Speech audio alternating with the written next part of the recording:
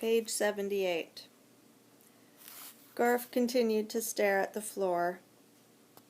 "Is there anything we can do to help?" persisted the camp director. "No," said Garth suddenly, "because I'm going to run away, and nobody is going to stop me." Aunt Jill appeared to take this news calmly, but for some reason Ralph did not. He felt a shock of excitement. "Don't do it, boy," he wanted to squeak. "It won't get you any place." At the same time, he realized that a boy who wanted to run away was sure to like motorcycles. Maybe he had misunderstood Garth. Maybe Garth liked speed and would know how to make a miniature motorcycle run. "Is there some place you especially want to go?" asked Aunt Jill.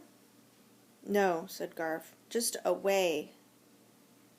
Aunt Jill looked thoughtfully out the back window, toward the barn and the riding ring, before she turned to Garth and asked, "What do you want to do? What do you really want to do?" Ralph gripped the bars of his cage and waited for the boy's answer.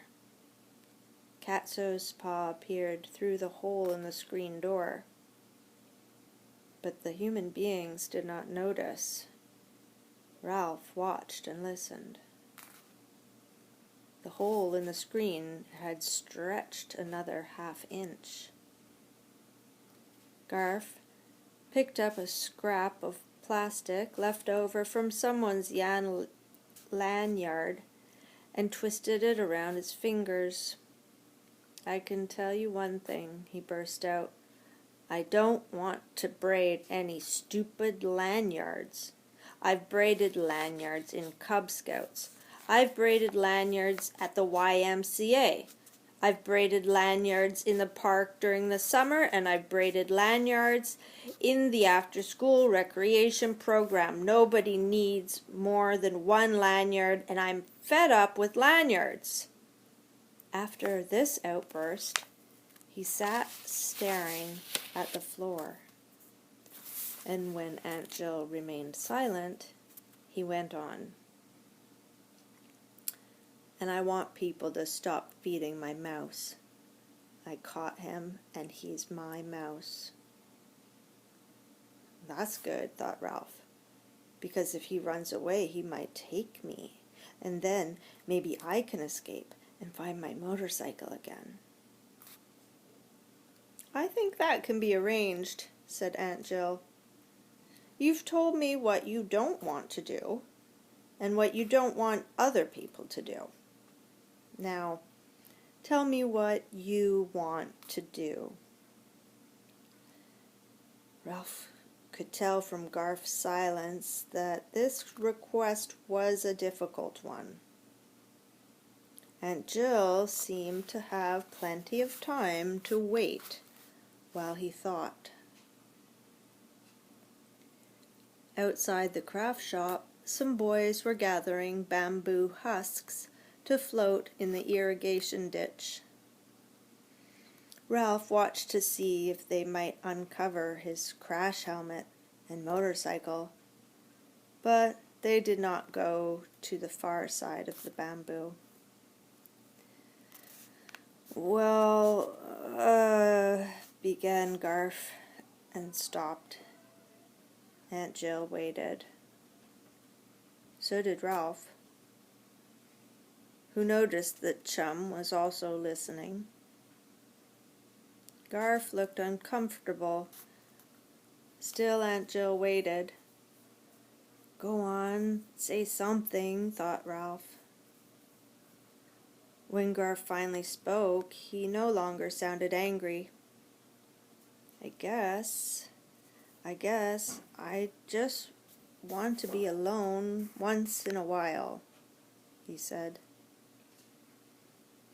"You want to be alone?" repeated Aunt Jill. "Yes," said Garth. "At home I have to share my room with my big brother, who gets the top bunk and keeps his weightlifting stuff all over the floor. And every time I go to our room and shut the door, he comes in and starts playing those records I don't like.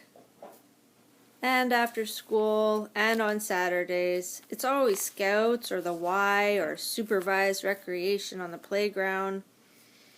My mom and dad say city kids have to be kept busy, and then they sent me here. So they sent you to camp, said Aunt Jill, encouraging him to go on. And you come into the craft shop to be alone. Yes, said Garth. I don't like to sit around after meals with a bunch of kids singing, "You are my sunshine." But you come in here and sing about the rabbit banging mice on the head, thought Ralph. I don't like singing with other people, said Garth, because I can't carry a tune. I know I sing funny, and I don't like people turning around and staring at me. Nobody cares whether you can carry a tune or not, said Aunt Jill. But if you don't want to sing, you don't have to. And we all need to be alone sometimes. For the first time, Garth looked at the camp director.